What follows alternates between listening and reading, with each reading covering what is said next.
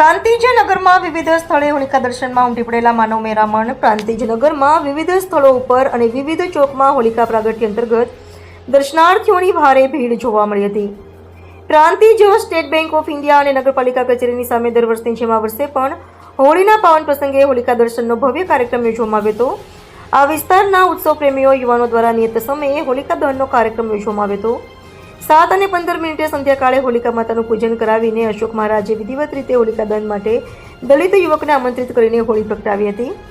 પરાગભાઈ મિસ્ત્રી પરિવાર, રાજુભાઈ વકીલ તેમજ મંડળના અન્ય સભ્યોના સહયોગથી હોલિકા દહનનો કાર્યક્રમ ભવ્ય રીતે ઉજવાયો હતો. તે સમયે આતિશબાજીથી વાતાવરણ રંગીન બની ગયું હતું. સ્ટેટ બેંક ઓફ ઇન્ડિયા અને નગરપાલિકા સામેના વિશાળ ચોકમાં હોલિકા દહન કરવામાં આવ્યું હતું. આ સ્થળ ઉપર રંગબેરંગી રંગોળી પૂરવામાં આવી હતી. પ્રાંતિજ નગરમાં તો વિવિધ સ્થળો અને વિસ્તારોમાં હોલિકા દહન કરવામાં આવે છે, પરંતુ આ વિસ્તારના યોજવામાં આવતો કાર્યક્રમ સમસ્ત નગરમાં પ્રચલિત બન્યો છે, જેથી પ્રાંતિજ નગરના તમામ વિસ્તારોમાંથી ધર્મપ્રેમી લોકો અહીં આવીને હોળી દર્શન કરીને ધન્યતા અનુભવે છે. હિન્દુ સંસ્કૃતિમાં હોલિકા દહનનું ખૂબ જ મહત્વ છે.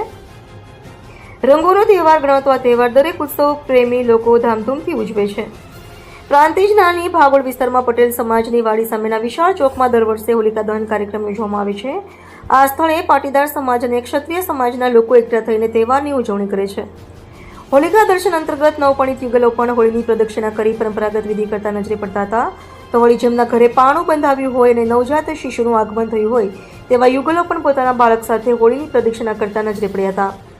હોળીનો તહેવાર સમસ્ત દેશના વિવિધ રાજ્યોમાં ઉજવવામાં આવે છે, જેમાં ગુજરાત અને રાજસ્થાન ઉપરાંત MP તેમજ યુપીમાં પણ આ તહેવારની ઉજવણી ધામધૂમથી કરવામાં આવે છે. પ્રાંતિજનગરમાં વિવિધ સ્થળે હોલિકા દહનનો કાર્યક્રમ યોજવામાં આવે છે.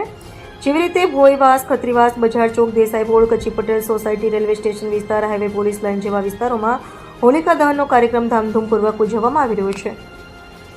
રમેશભાઈ મિસ્ત્રી.